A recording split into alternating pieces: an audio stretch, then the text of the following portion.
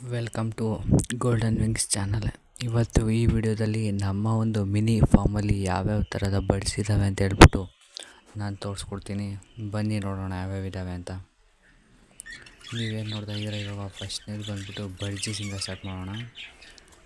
ಒಂದು 7 to 8 peer ಬರ್ಡ್ಜಿಸ್ನ semi adult ಇರುವಾಗ ತೊಗೊಂಬಂದಿದ್ವಿ. ಇವಾಗ ಆಲ್ಮೋಸ್ಟ್ ಎಲ್ಲ ಅಡಲ್ಟ್ ಸ್ಟೇಜಿಗೆ ಬಂದಿದ್ದಾವೆ. ಇನ್ನು ನೋಡ್ತಾ ಇರ್ಬೋದು ನೀವು.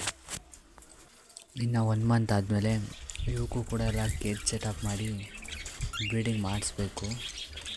ಯಾವ ಥರ ಇದರಲ್ಲಿ ಬ್ರೀಡ್ ಆಗುತ್ತೆ, ಎಷ್ಟೆಷ್ಟು ಚಿಕ್ಸ್ ಬರುತ್ತೆ ಅಂತ ಹೇಳ್ಬಿಟ್ಟು ನೋಡೋಣ. ನಿಮಗೂ ಕೂಡ ಅಪ್ಡೇಟ್ ಮಾಡ್ತಾ ಇರ್ತೀನಿ. ಯಾವಾಗ ಸೆಟಪ್ ಮಾಡಿದಾಗ ಒಂದು ಸಲ ನಿಮ್ಗೊಂದು ವೀಡಿಯೋ ಮಾಡಿ ಹಾಕ್ತೀನಿ. ಇದು ಬಂದ್ಬಿಟ್ಟು ನೆಕ್ಸ್ಟು ಹೋಗೋಣ ಕಾಕ್ಟೇಲ್ಸು. ಇವೇನು 3 ಕಾಕ್ಟೇಲ್ಸ್ ಇದ್ದಾವೆ. ಇವೆಲ್ಲ 3 ಕೂಡ ಹ್ಯಾಂಡ್ ಟ್ರೈನಡ್ ಆಗಿರೋವಂಥ ಕಾಕ್ಟೇಲ್ಸ್ಗಳು.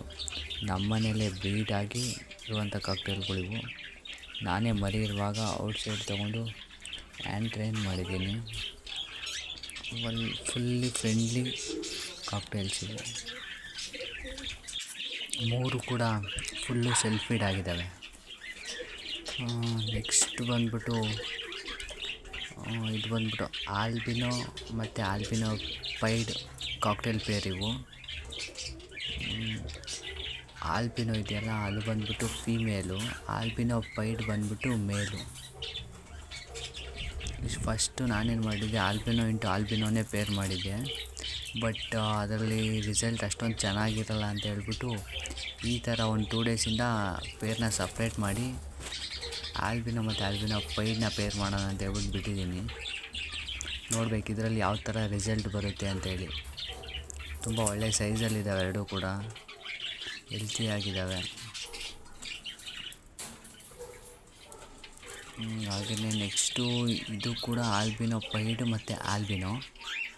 ಇದರಲ್ಲಿ ಆಲ್ಬಿನೋ ಪೈಡ್ ಇದೆಯಲ್ಲ ಅದು ಬಂದ್ಬಿಟ್ಟು ಫೀಮೇಲು, ಆಲ್ಬಿನೋ ಇದೆಯಲ್ಲ ಅದು ಬಂದ್ಬಿಟ್ಟು ಮೇಲು. ಇವು ಕೂಡ ಒಳ್ಳೆಯ ಸೈಜು ಮತ್ತು ಒಳ್ಳೆ ಹೆಲ್ತಿಯಾಗಿದ್ದಾವೆ, ಆ್ಯಕ್ಟಿವ್ ಆಗಿದ್ದಾವೆ, ನೋಡ್ಬೋದು.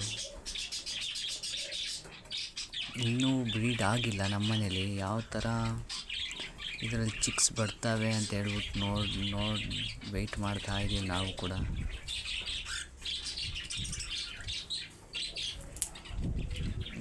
ನೆಕ್ಸ್ಟ್ ಹಾಗೆಯೇ ಈ ಸೈಡ್ ಬಂದರೆ ಇಲ್ಲೂ ಕೂಡ ಕಾಕ್ಟೇಲ್ ಪೇರ್ ಇದ್ದಾವೆ.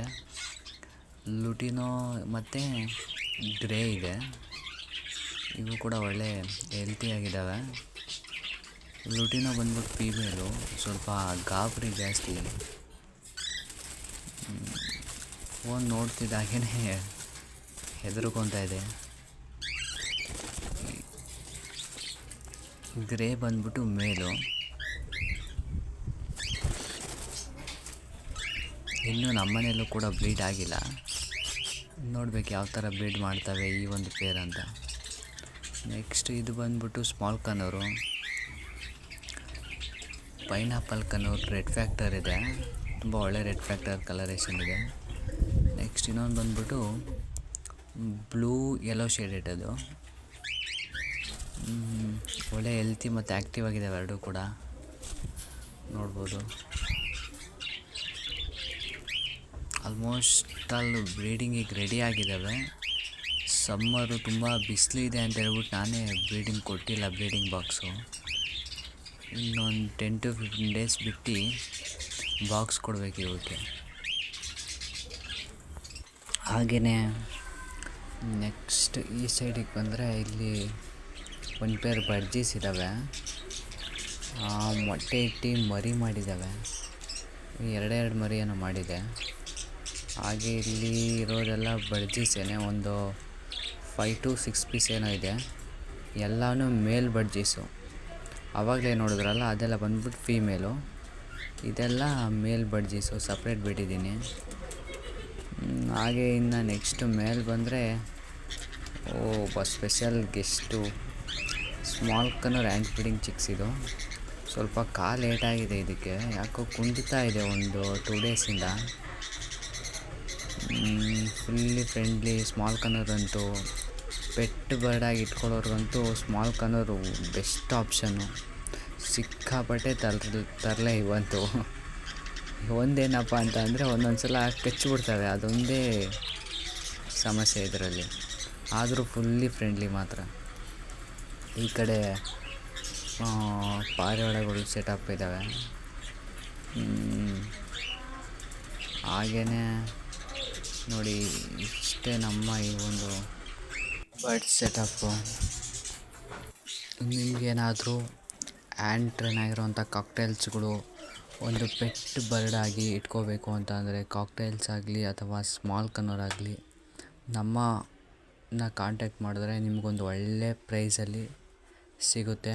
ಮಾರ್ಕೆಟ್ಗಿನ್ನ ಒಂದು ಒಳ್ಳೆ ಬೆಸ್ಟ್ ಪ್ರೈಸಲ್ಲೇ ಸಿಗುತ್ತೆ. ನಮ್ಮ ಲೊಕೇಶನ್ ಬಂದ್ಬಿಟ್ಟು ನೆಲಮಂಗಲ, ಬ್ಯಾಂಗ್ಳೂರು ರೂರಲ್.